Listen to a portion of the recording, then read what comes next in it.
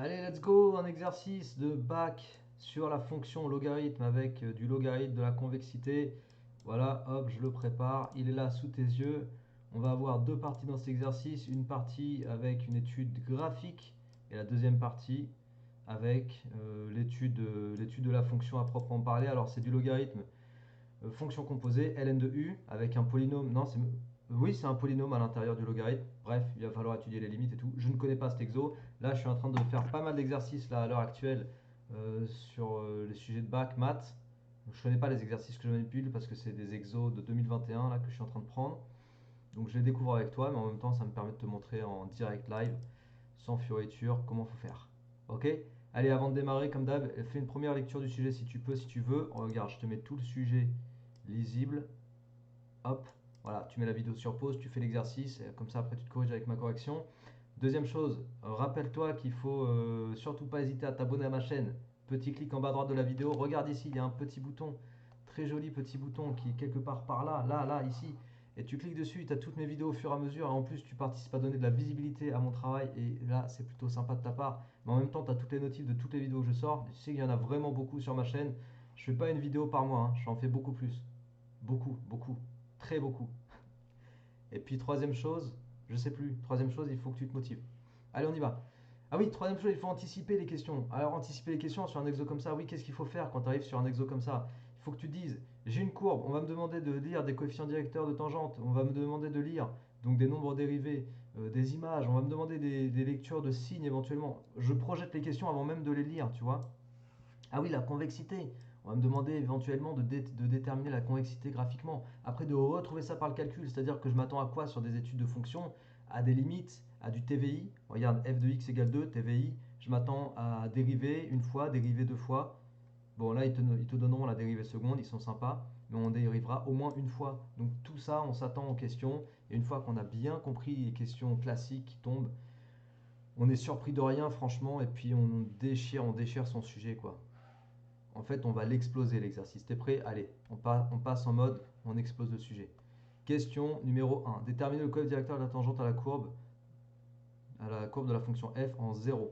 Donc 0, je suis là. Purée, ils sont pas sympas. Attends, f désigne une fonction. Ouh, attention. J'ai fait une grosse boulette là. Je suis parti du principe qu'on me donnait la fonction f, c'est faux, c'est f'. Ah, c'est pour ça qu'ils l'ont écrit en rouge. Purée, les malins. Alors attention, c'est f'. Attention, cuidado. Alors f', du coup ici, le coefficient directeur de la tangente à f en 0, ok, le coef directeur, c'est f'0. C'est f'0. Donc je vais lire graphiquement f'0, bah oui, facile, j'ai la courbe de f'. Ouh, j'ai failli partir dans les choux là, dès le début. Donc il faut quand même lire un petit peu, même quand tu veux exposer les sujets. f'0. Tu vois, tu sais ce qui m'a donné la puce à l'oreille? Ce qui m'a alerté quand j'ai voulu démarrer direct. C'est que j'avais pas la tangente. Je pensais qu'il fallait la tracer, mais non. Du coup, tout de suite, je me suis dit non, c'est pas normal qu'on me demande de tracer une tangente. C'est pour ça que je suis allé tout de suite vérifier si j'avais bien lu le sujet. Donc, ça aussi, c'est une façon de connaître un peu les classiques, les attendus, etc. Allez, c'est parti. F'0 égale 2, du coup, c'est gradué de 1 en 1. Donc, F'0 égale 2. Là, lecture d'Imal, hein, du coup. Ok, c'est bon? Donc, ça, c'est le coef directeur de la tangente à la courbe CF au point d'abscisse 2. Donner les variations de la fonction dérivée. Donc question 2a. Variation de f'. C'est décroissant jusqu'à moins 2, c'est croissant jusqu'à 1 et c'est décroissant après. Donc moins l'infini, moins 2, 1, plus l'infini. Donc variation de f'. La fonction f', elle est... euh, ah ouais, ok, c'est ça en fait. Ok. Du coup, la fonction f', on a dit qu'elle est décroissante, croissante et décroissante. D'accord? En déduire un intervalle sur lequel f est concave. Et convexe, pardon. Alors du coup, avec les variations de f', je veux retrouver le signe de f seconde. Soit tu utilises directement les variations de f', bah, tu n'es pas obligé de faire, pour la question B, tu n'es pas obligé de faire le signe de f seconde. Tu peux aussi répondre directement avec les variations de f'. Mais tu peux aussi dire que f seconde, c'est moins plus moins. Si tu as retenu que la fonction est convexe quand f seconde est positive, du coup, un intervalle sur lequel elle est convexe, c'est l'intervalle moins de 1. Ok? Mais tu peux aussi retenir que la fonction f est convexe sur tout intervalle où f' est croissante. Donc f est convexe sur l'intervalle moins de 1. Voilà, on a des points d'inflexion en x égale moins 2 et x égale 1. Tu sais quoi, ça je vais me le marquer. Point d'inflexion ici, même si c'est pas demandé. Là, je suis dans la maîtrise de la stratégie.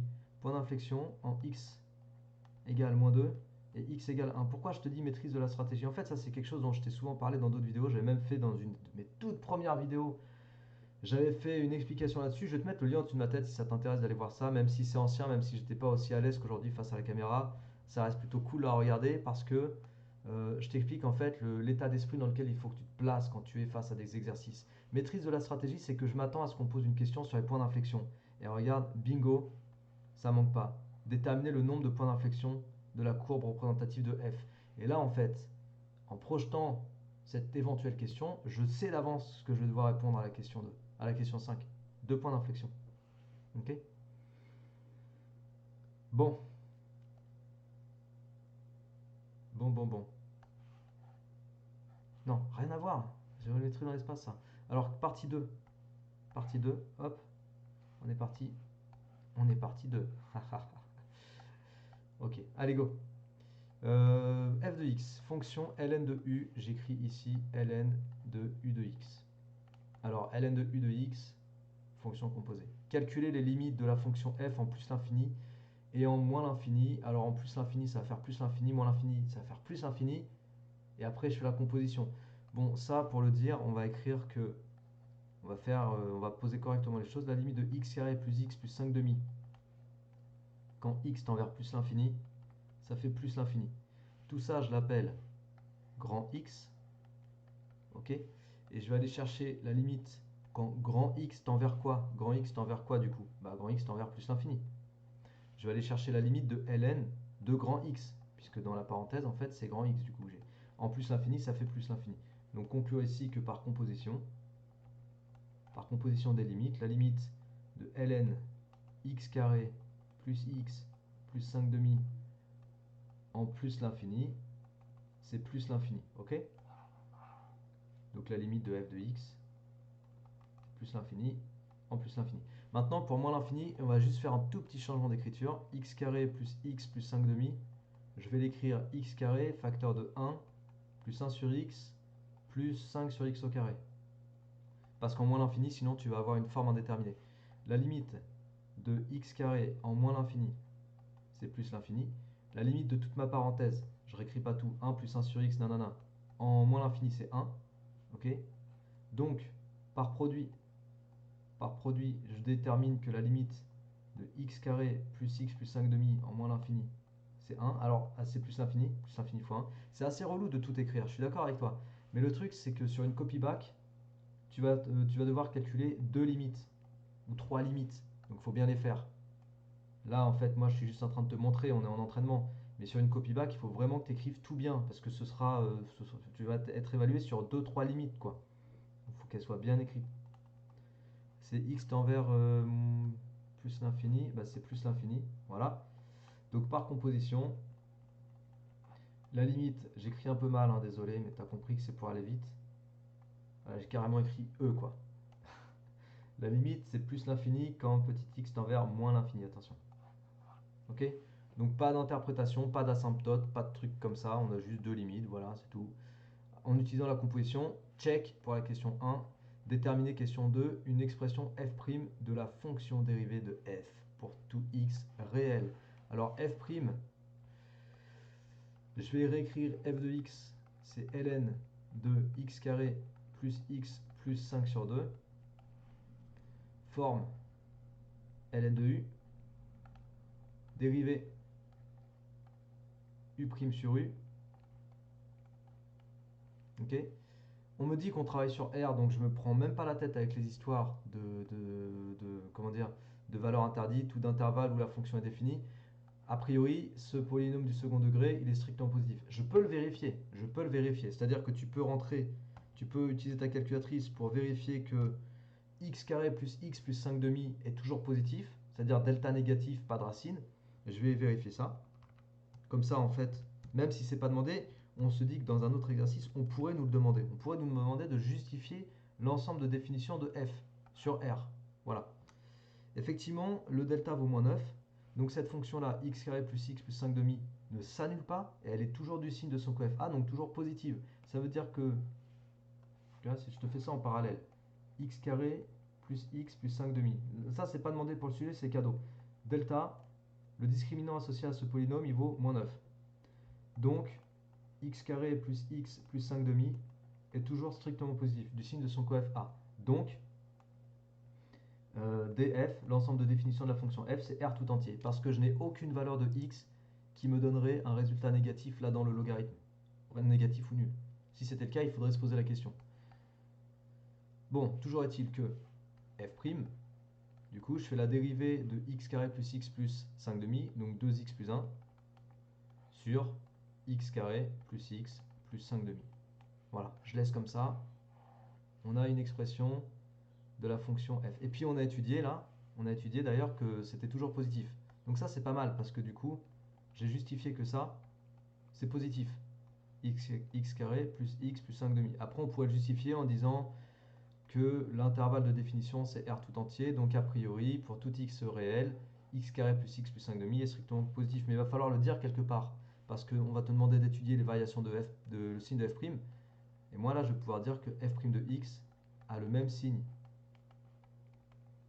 que 2x plus 1 sur R. Voilà, le signe de f', c'est le signe de 2x plus 1. Ok. Alors j'y vais pour un beau tableau de variation, tableau de signe, variation. Hop, hop. Donc je vais mettre une ligne pour 2x plus 1, une ligne pour f', et puis une ligne pour les variations de f. 2x plus 1. F' c'est le même signe, variation de f. Voilà, tac tac. 2x plus 1, ça s'annule en moins 1,5. Est-ce vraiment nécessaire de poser 2x plus 1 égale 0 sur ta feuille? Je pense pas. Il y a plein de couleurs là. Je m'y perds. Alors 2x plus 1. 2x plus 1, c'est quoi? Fonction affine, donc signe du coef directeur après la racine, signe contraire avant. F' a le même signe. Du coup, variation de f. F est une fonction qui est décroissante et croissante. Évidemment, je conseille toujours aux élèves, quand on est sur des exercices d'études de fonctions, d'avoir la fonction tracée à la calculette sous tes yeux, dès le début de l'exo en fait, pour vérifier en fait l'allure de la courbe et être sûr que tu vas pas raconter de bêtises. En gros là moi je l'ai pas fait, mais normalement il aurait fallu que je trace la fonction f dès le début de mon étude. Les limites plus l'infini, on les a déjà déterminées, donc je complète le tableau. Et puis là, f de moins 1,5, c'est cool d'aller voir la valeur approchée de f de moins 1,5. Donc ça fait ln de moins 1,5 au carré, plus moins 1,5, plus 5 demi. Bon, bah ça tu fais le calcul. Bon, je vais rentrer la fonction, comme ça de toute façon j'aurai le tableur. Alors ln de x carré plus x plus 5 demi. Oui, du coup quand on te demande de calculer des images, ou là quand il faut calculer une image, tu n'es pas obligé de faire ce calcul dans le mode fonction. Tu prendras moins de temps à rentrer la fonction dans le mode fonction, donc ln de x carré plus x plus 5 demi, et après tu vas dans tableur. Dans tableur, comme ça tu peux rentrer n'importe quelle valeur de x, donc là en l'occurrence nous on veut moins 0,5, et ta calculette elle va te calculer l'image, environ 0,81 ici. Tu vois? Et en même temps, si tu rentres la fonction dans le mode fonction, tu peux aller regarder le graphe. Bon là, moi, ma fenêtre d'affichage, elle est pas bonne du tout. Fenêtre, fenêtre, moins 10, 10, 1. Merde.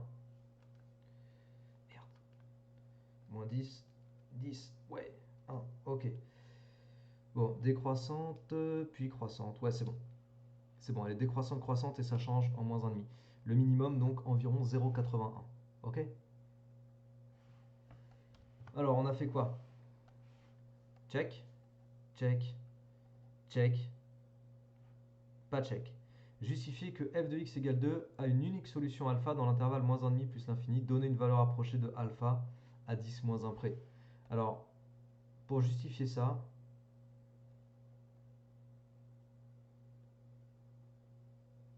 dans moins 1,5 plus l'infini, bah en fait elle en a deux sur R. Pourquoi il demande... Ouais, il y a deux solutions. Il te demande juste de travailler sur moins 1,5 plus l'infini. Je comprends pas pourquoi dans les nouveaux exercices de bac, on va pas au bout des trucs, quoi. J'arrive pas à saisir le bazar. Effectivement, effectivement, la valeur 2, je vais la rencontrer deux fois dans les intervalles images. Parce que là, je suis entre 0,81 et plus l'infini, la fonction est continue. Je vais rencontrer une fois la valeur 2 pour un premier réel que je vais appeler bêta. Ouais, je suis obligé de mettre bêta parce qu'ils ont appelé alpha celui dans l'intervalle moins 1,5 plus l'infini. Donc, j'ai pas trop le choix. Et effectivement, 2, je vais le rencontrer à nouveau une fois dans l'intervalle 0,81 plus l'infini. Ok? Sur l'intervalle moins 1,5 plus l'infini. Donc, comment je vais faire? Je vais dézoomer un peu comme ça. Voilà.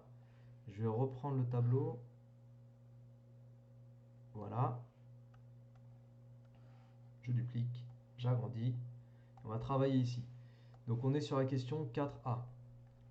On me demande de travailler sur moins 1,5 plus l'infini. Pas de problème. Je travaille sur moins 1,5 plus l'infini. Moins 1,5 inclus ou pas? Oui. Donc sur l'intervalle moins 1,5 plus l'infini, là il faut faire une belle rédaction du TVI. On va dire que la fonction f est continue et qu'elle est strictement croissante. De plus, la valeur 2 est une valeur intermédiaire dans l'intervalle f moins 1,5 qui vaut environ 0,81, point virgule, limite de f quand x tend vers plus l'infini. Donc en fait là je suis juste en train d'écrire l'intervalle 0,81 plus l'infini. Quand j'écris ça, c'est comme si je disais 0,81 plus l'infini. 2, je le rencontre effectivement dans cet intervalle. Donc, d'après le corollaire du TVI, alors normalement sur ta copie bac, tu dois écrire d'après le corollaire du théorème des valeurs intermédiaires. Tu dois l'écrire une fois en entier. N'écris pas TVI direct parce que tu vas te faire boiter là-dessus. L'équation f de x égale 0, enfin jadis on se faisait boiter là-dessus, maintenant ça c'était avant. Maintenant si ça se trouve tu peux écrire donc f de x égale 2, admet une unique solution, peut-être, qui vont te dire c'est ok. L'équation f de x égale 2, mais si tu veux avoir des bonnes compétences pour la suite, il faut que tu prennes l'habitude de faire des bonnes rédactions. Admet une unique solution alpha dans l'intervalle moins 1,5 plus l'infini. Et on pourrait démontrer qu'on a aussi une unique solution bêta dans l'intervalle moins l'infini moins 1,5. Alors juste petit détail, petit point de détail là, que je rappelle toujours aux élèves quand on fait des exos sur ça. Si tu mets pas que la fonction est continue, et si tu mets pas que 2 est dans l'intervalle, tu ne peux pas dire que la solution, tu ne peux pas dire pardon, que l'équation admet une solution. Okay, c'est-à-dire que ces deux mots-là qui sont en rose, ils sont connectés à ces deux mots-là. Maintenant, si tu ne mets pas que ta fonction est strictement monotone sur l'intervalle, tu ne peux pas dire que la solution est unique. D'accord? Donc si tu oublies ici de mettre strictement, mais si là tu mets unique, il y a un problème. Ok? Si tu mets strictement, mais si tu mets pas unique, il y a un problème aussi. C'est good? Donne une valeur approchée de alpha à 10 moins 1 près. Bon, là tu peux prendre la calculette. Tu peux prendre la calculette et puis chercher directement la valeur de alpha. Alors, intersection, bon là c'est l'utilisation de ta calculette, hein, je sais pas ce que tu as comme calculette. Avec les TI ou avec les Casio ou avec les Numorc, de toute façon c'est très facile à aller chercher la valeur approchée de alpha. Donc là moi c'est environ 1, j'ai 7, 6, 6, 9. Donc on va garder alpha environ égal à 1,8. Valeur approchée à 10 moins 1 près. Check, check. Allez, question 5, question finale. On admet que la dérivée seconde, nanana.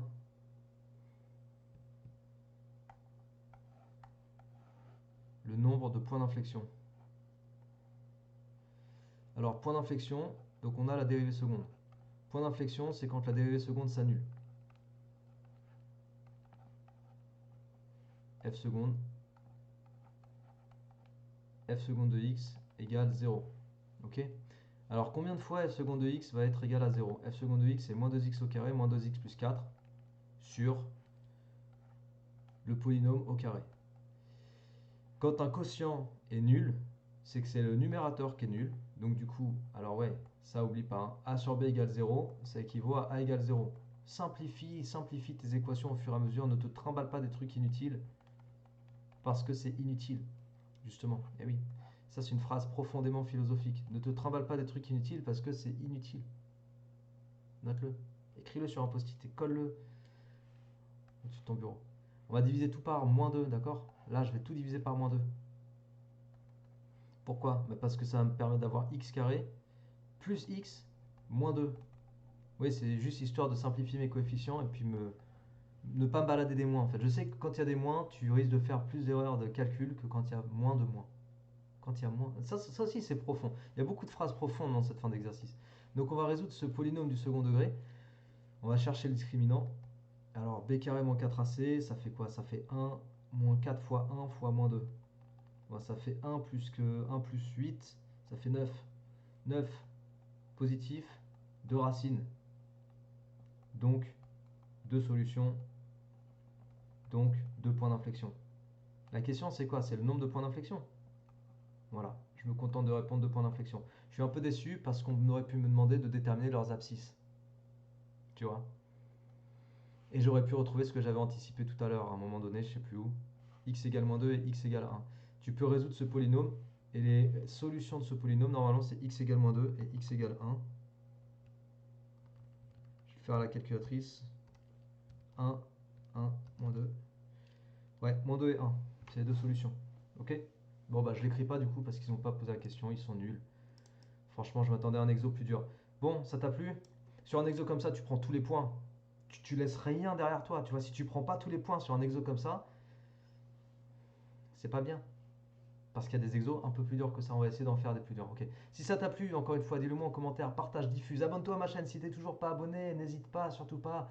Et entraîne-toi, fais des exercices, majore tes notes. À bientôt. Ciao.